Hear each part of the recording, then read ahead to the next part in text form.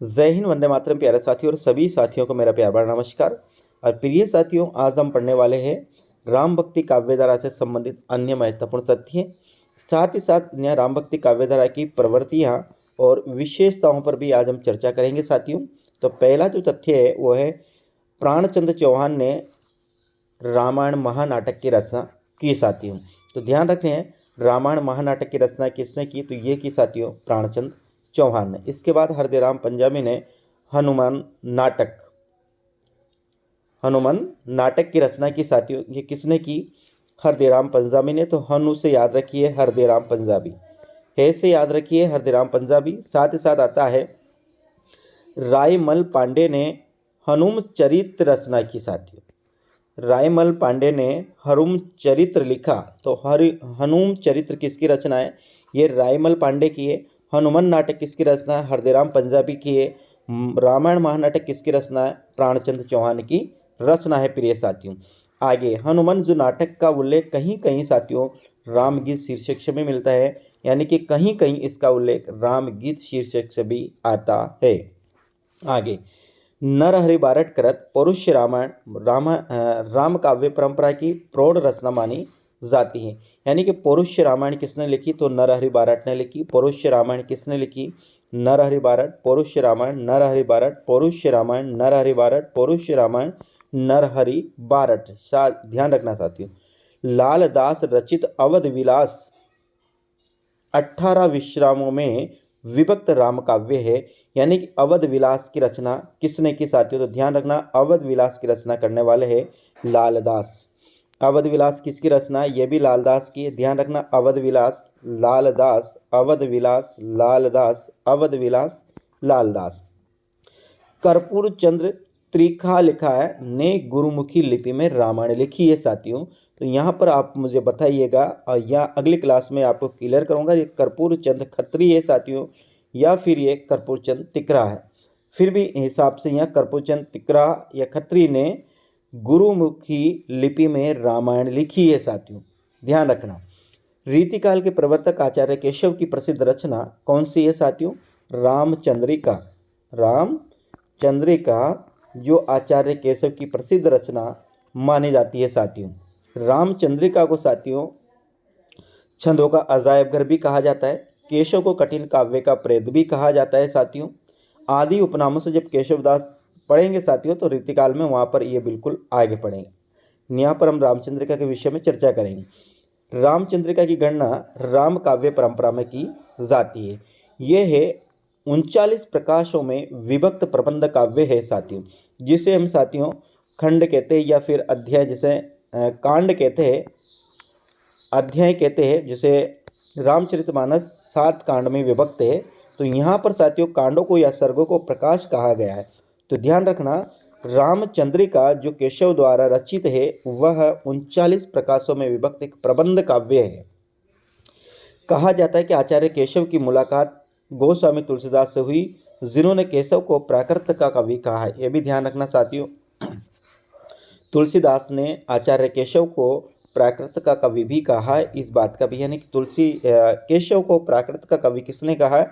तो प्रिय विद्यार्थियों ध्यान रखिए, प्राकृत का जो कवि कहा है आचार्य केशव को वह तुलसीदास जी ने कहा है।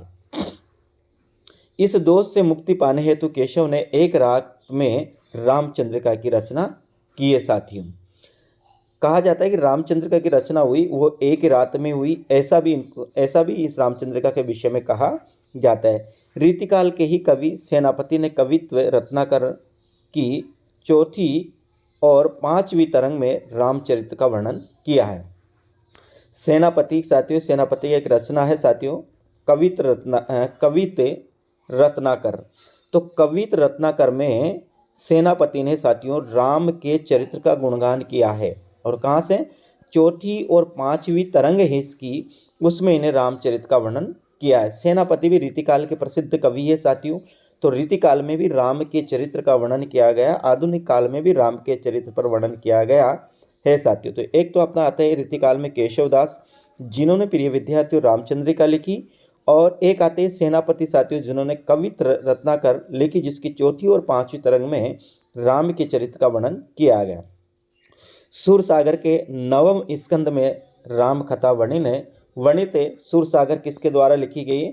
सूरदास का। सुरसागर, सारावली और साहित्य लहरी, ये सूरदास की प्रमुख रचना है प्रिय साथियों, जिसमें सुरसागर के नवम स्कंद में राम कथा का वर्णन किया गया है। निम्बार्क संप्रदाय की रसिक शाखा के प्रवर्तक परशुराम देव ने रघुनाथ चरित में राम कथा का वर्णन किया है साथियों। ध्यान रखना, निम्बार्क संप्रदाय की प्रमुख पीठ है रसिक शाखा। निम्बार्क संप्रदाय की एक रसिक शाखा है साथियों, उसके प्रवर्तक परशुराम देव माने जाते हैं। तो परशुराम देव ने भी साथियों रघुनाथ चरित्र में राम कथा का उल्लेख किया है। निम्बार्क संप्रदाय की रसिक शाखा के प्रवर्तक परशुराम देव ने राम चरित्र में राम कथा का वर्णन किया है। रघुनाथ लीला माधवदास जगन्नाथी की रचना है। रघुनाथ लीला माधवदास जगन्नाथी। रघुनाथ लीला किसकी है? माधवदास जगन्नाथी। रघुनाथ लीला माधवदास जगन्नाथी। ध्यान रखना, रघुनाथ लीला किसकी है? माधवदास जगन्नाथी की है रघुनाथ लीला साथियों। आगे बात करें, आधुनिक काल में भी रामकथा को आधार बनाकर अनेक काव्य लिखे गए हैं, और वे कौन कौन से काव्य हैं उन पर अपन ध्यान रखते हैं।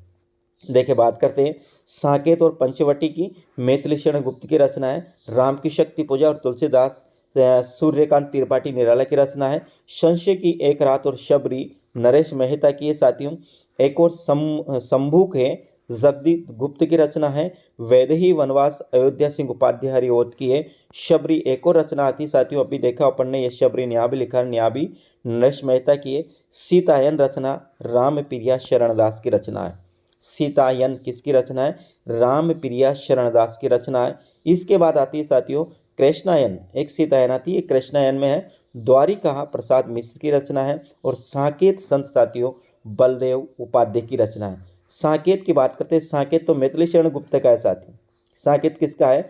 मैथिली शरण गुप्त का है। और साकेत संत किसका है? बलदेव उपाध्याय का है। ध्यान रखना, साकेत मैथिली शरण गुप्त की रचना है, तो साकेत संत किसकी रचना है? ये बलदेव उपाध्याय की रचना है। एक बार पुण्य, साकेत और पंचवटी मैथिली शरण गुप्त की है। राम की शक्ति पूजा और तुलसीदास निराला की है। संशय की एक रात और शबरी नरेश मेहता की है। शंभुक जगदीश गुप्त की है। वैदेही वनवास अयोध्या सिंह उपाध्याय हरिओत की है। शबरी नरेश मेहता की है। सीतायन राम प्रिया शरणदास की है। कृष्णायन द्वारिका प्रसाद मिश्र की है। और साकेत संत साथियों बलदेव उपाध्याय की है। तो ये साथियों अपन ने देखा राम भक्ति धारा से संबंध के अन्य महत्वपूर्ण तथ्य पढ़े साथियों।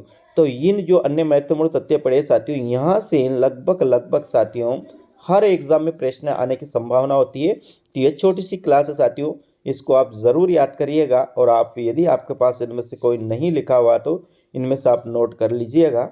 दूसरी बात साथियों, चैनल पर पहली बार तो चैनल को जरूर सब्सक्राइब करते हुए जाएगा, और साथ साथ बेल आइकन दबाकर ऑल पर क्लिक करें ताकि आपको हर क्लास मिल सके मेरी।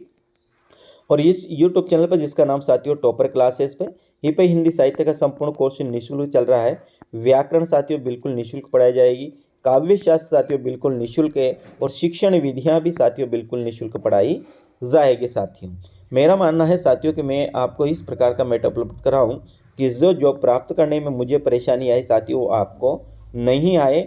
आप साथियों इनको पढ़कर आसानी से आप किसी भी एग्ज़ाम को पास कर सकते हो साथियों। और पास करने की एक ही कैसे पास किया जाए किसी कंपटीशन को साथियों, तो वही एक ही है कि कड़ी से कड़ी मेहनत करिएगा। यानी कि जितनी भी हो सके साथियों ज़्यादा से ज़्यादा मेहनत करें। यह मेहनत ही आपको किसी भी एग्ज़ाम में साथियों सफलता प्राप्त करने में बहुत